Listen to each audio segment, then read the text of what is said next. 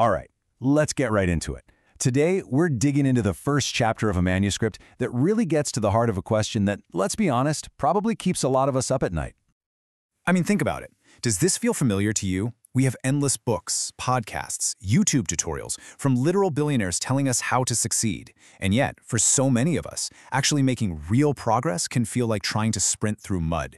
If that sounds like you, I promise you are in the vast majority.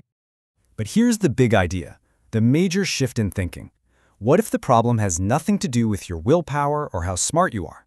What if you've just been handed a map for a world that doesn't even exist anymore? It's like you're trying to run the latest AI software on a computer from 1995. It's just not going to work. And this right here is what the source material calls the success paradox. So let's really break down why that old traditional playbook for getting ahead is so completely and fundamentally broken in the world we live in today. Just to give you a sense of the scale of this issue, look at this number. 92%. That's how many people give up on their New Year's goals. That's not a bunch of individual failures, right? That's a system that is failing almost everyone. The methods we've all been taught are clearly not cutting it. And this slide really nails why. The classic success books, the ones our parents and grandparents read, were written for a totally different world. An era where information was a rare commodity, and your ability to focus was, well, kind of the default setting. But our era? It's the complete opposite. We're drowning in information, and our attention is being hijacked every single second. The entire game has changed, which makes that old map not just useless, but actually dangerous. So, if that old map is worthless, what's the real thing holding us back in this new world? Now, the entire self-help industry has been selling us one answer for decades. You just need more motivation. But what if motivation isn't the hero we think it is?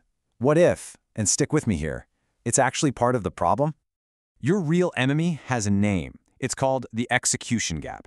You know this feeling? It's that massive, frustrating canyon between all the brilliant plans you make in your head and what you actually get done at the end of the day. It's the gap between knowing exactly what to do and somehow still not doing it.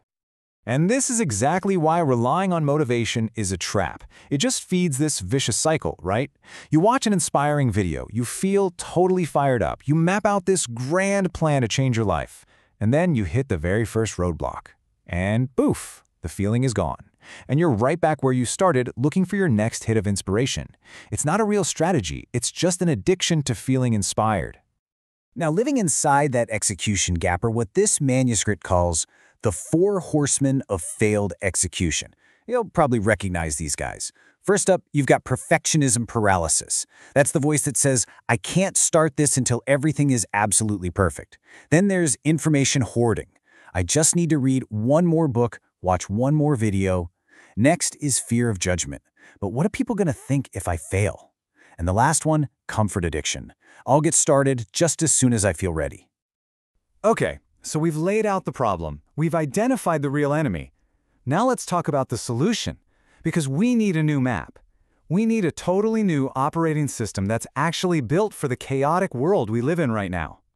And here it is. This is the big shift. The old equation was all about thinking and planning. You get knowledge, you find some motivation, you set a goal, and the result? Usually frustration and not much else. The new equation is all about doing. It's about building reliable systems, shaping your environment for success, and adding in some accountability. And then you multiply all of that with consistent action. The focus totally shifts from endless planning to actually making measurable progress, day in and day out. Let's make this super clear with a quick story. So you have Sarah, who's following the old way. She has read 50 business books. Her plan is a work of art. But 2 years have passed, and she's still just planning. Then you have Marcus. He's using the new way. He read one book, he built a super simple system to get started, and he got an accountability partner. The result? He built a $100,000 business in 6 months. The difference wasn't how smart they were or how motivated they were. It was all about execution. So, the big question is, how do we actually do this? How do we start bridging our own execution gap? Well, it all starts with a simple but profound change in mindset. It starts by declaring war on a single word that is responsible for killing more dreams than anything else. Just let that one sink in for a second. Someday I'll start that business. Someday I'll write that book. Someday I'll get in shape. Someday is a psychological trick we play on ourselves. It feels safe. It feels like we still have a plan. But really, it's just a graveyard where we bury our greatest potential. So the new philosophy is simple. We replace that passive, vague someday with the active, powerful day one. You stop waiting for the perfect moment or for when you feel like it. You just decide. Today is day one. You have to remember, action creates clarity, not the other way around. You don't need to see the whole path to take the first step. And to make this real for you right now, this first chapter ends with a direct challenge. Here are 3 incredibly simple day one actions you can take in the next 24 hours. And notice how tiny they are. This isn't about overhauling your entire life. It's just about proving to yourself that you can start. Just pick one. That's it. And that really brings us to the final, most important question of all. See, the biggest lie that the execution gap tells you is that you need to learn more before you can begin. But you don't. You already know enough to take one small step forward. The only real question left is the one right here on your screen. What is your day one?